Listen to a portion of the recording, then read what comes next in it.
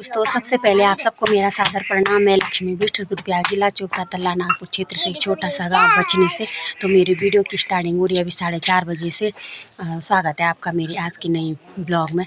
तो दोस्तों मेरी ब्लॉग की शुरुआत हो रही है मेरे घर से। तो ये है मेरा घर और यहाँ पहाड़ इसलिए साफ़ नहीं दिखा रहे हैं क्योंकि ठंडियों में धुंध पड़ी है। और हम जा रहे हैं अभी गोबर लेके ऊपर खेतों में। तो ये भर रखी हैं मेरी कंडियाँ गोबर की। और ये देखो इतना सारा गोबर है दोस्तों। अभी हमने जब से पाठ शुरू हुआ मेहमान आने लगे थे तब से हमने कुछ खेतों का कुछ काम नहीं किया। तो उसके बाद हमारे यहाँ घास कटाई हो गई थी, इसीलिए आज से थोड़ा सा एक एक कंडी में बोल रही हूँ इनको। आज संडे है तो एक एक कंडी ऊपर ले जाते हैं गोबर। तो अब ले जाएंगे हम ऊपर गोबर। तो देखो दोस्तों पहुंच गए हम अपने खेत में और बच्चे भी लग गए हैं गोबर बिखेरने के लिए। तो कितने दिनों से ला रहे हैं हम यहाँ ऊपर, तो बहुत भारी हुआ गोबर की कंडी। तो ये तीनों आ रखी हैं आज मेरे साथ और अंशु भी। अंशु तो इतना सारा गोबर लाया है कि पूरा खेत ही हो जाएगा।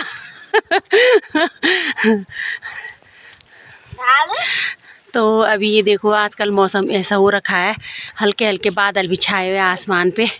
और क्योंकि बारिश कई दिनों से नहीं हुई है तो इसीलिए कोहरी ठंड बता जैसे गोपुन बता कोहरी ठंड। तो कोहरी ठंडा वजह से कोहरुजन कोहरा जैसा लगा हुआ है। तो साफ नहीं दिखाई दे रहे हैं अगल बगल के गांव और पहाड़ भी। तो नज़दीक के ही पहाड़ दिखाई दे रही है। देखो सुंदर बांज का कि पेड़ दिखाई दे रही है। तो अब मैं भी बिखेरती हूँ खेत में गोबर। ये देखो इतना सबने डाल दिया अपना अपना। मैं अपने कंडी को का गोबर फिर बिखेरूंगी। तो अंशु घर चलो। तो देखो दोस्तों ये है चीड़ का पेड़। ये देखो इतना बड़ा बहुत बड़ा है, ये ऊपर तक खेत में है, ये बीच खेत में। तो इससे निकला है ये वाला गोंद, यानी कि ये आता है जैसे एड़ियाँ फटती हैं तो इसमें लगाते हैं। पहले के ज़माने के बोलते थे तो ये गला के लगाते हैं ऐसे आग में थोड़ा गरम गरम करके। तो एक लकड़ी के टुकड़े से लगाएंगे तो ठीक होती है बल फटी हुई एड़ियाँ। और पता नहीं होती होंगी नहीं होती होंगी पर दर्द नहीं होता है इससे, क्योंकि जब फटी हुई एड़ियों पे दर्द होता है तो इसको लगा के दर्द कम होता है। ठीक तो उतना नहीं होता है। और अब तो लोगों ने कई प्रकार की दवाइयाँ यूज़ कर रही हैं इसीलिए एड़ियाँ नहीं फटती हैं ज़्यादा। तो अगर जिसकी हमेशा फटती होंगी तो फटती ही हैं, और किसी भी दवाई को यूज़ करो तो ऐसे है जिसकी फटने की दिए होगी। घर में हमारे गांव में बोलते हैं जे देवल जड़ में होली तो कई भी दवाई करा पर नहीं हो ठीक। तो पर ये चीड़ के पेड़ से निकलता है ये गोंद। तो घर में जैसे पहले हम जैसे स्कूल की किताबें पढ़ती थी तो हम इसको भी लगाते थे। तो बहुत ही मतलब अच्छा है ये गोंद चिपकाने के लिए। अगर निबड़ती हूँ जब घर में गोंद नहीं तो हम ये यूज़ करता। तो ये तुंग के पत्ते पे निकाल के रखा है मैंने, तो मैं ले जाऊँगी इसको घर। और घर में है मेरा एक क्या फट रखा है, कीर्तन की कॉपी फट रखी है तो उसको चिपकाऊंगी मैं इससे। तो मुस्कान बोल रही है कि और भी है बन इसके गोंद।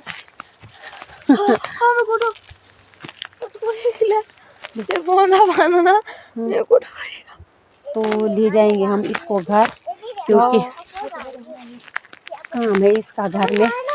तो अब गोबर की कंडी हमने खेत में फेंक दी है। तो अब जाते हैं हम घर।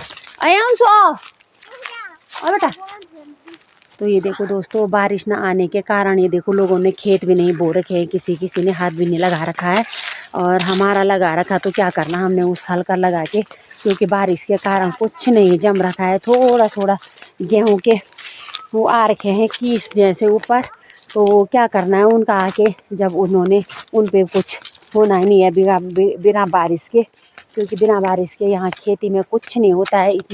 इतनी वो है यहाँ गर्मी क्योंकि ठंडियों में भी इतनी ठंडी नहीं लगती है, यहाँ सुबह और शाम को लगती है। और तो ये देखो इतने छोटे छोटे गेहूँ हो रखे हैं यहाँ। ये तो अगर बारिश आएगी तो पूरी इतनी बढ़िया खेती होती है यहाँ गेहूँ की। पर लोग यानी कि सिंचाई वाले खेतों पे हमारे यहाँ ज़्यादा निर्भर रहते हैं, क्योंकि सिंचाई वाले खेत में पूरे ही गेहूँ होते हैं। अरे तन्ना कर दो यार। तो उनसे आया हमारे साथ और खूब मस्ती कर रहा है। ये देखो सब आए थे मेरे साथ। तो ये नीचे हमारा गांव है, थोड़ा थोड़ा पेड़। तो हम पहुंच गए हैं घर गोबर की कंडी लेके। तो बच्चे बना रहे हैं उधर रोटी, या तो मिक्की ला गई है मेरे लिए चाय, तो मैं गर्मा गर्म चाय पी रही हूँ। तो ये देखो और इनकी पढ़ाई चल रही है यहाँ पे। तो एकता कर रही है अपना चित्रकारी से। ये देखो पढ़ाई करते हुए एनसिका। अब मैंने कर लिया बोल। हाँ इसने बहुत ज़्यादा पढ़ाई की भाई। ये देखो ज़्यादा पढ़ाई की तूने। हाय करो, प्रणाम बोलो। नमस्ते दोस्तों। नमस्ते दोस्तों, कैसे हो? कैसे हो? तो अंशु ने कर दिया हाथ पकड़ पकड़ के पढ़ाई। तो देखते हैं आगे करता है कि नहीं करता है अपनी पढ़ाई।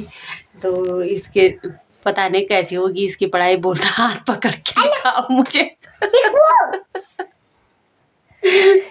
हाथ पकड़ा पकड़ा के लिखवाता है। अब पापा के डर से रोने लग गया था। लिख लिख क्या कहा पापा ने? लिख हैं और लिख। तो लिखेगा ही नहीं तो नहीं कहेंगे पापा की लिख। बोल पढ़ाई कैसे की तूने? पापा ने क्या बोला तेरे को? पढ़ाई कर, पढ़ाई कर, पढ़ाई कर, पढ़ाई कर। और फिर तूने पढ़ाई की? कितनी सारी पढ़ाई की? अच्छा तो ठीक है भाई, इतनी सारी पढ़ाई की। बन रही है हमारी रोटी और मिक्की बना रही है रोटी, मानसी बेल रही है और पापा देख रहे हैं यहाँ पे क्या बर्दियों का कोती फोन में। और वहाँ पे सासू जी बैठ रखे हैं, आग सेक रहे हैं वहाँ पे। तू भी ज्यादा देख ली जादू रे। तो ये देखो दोस्तों बन रही है हमारी रोटी।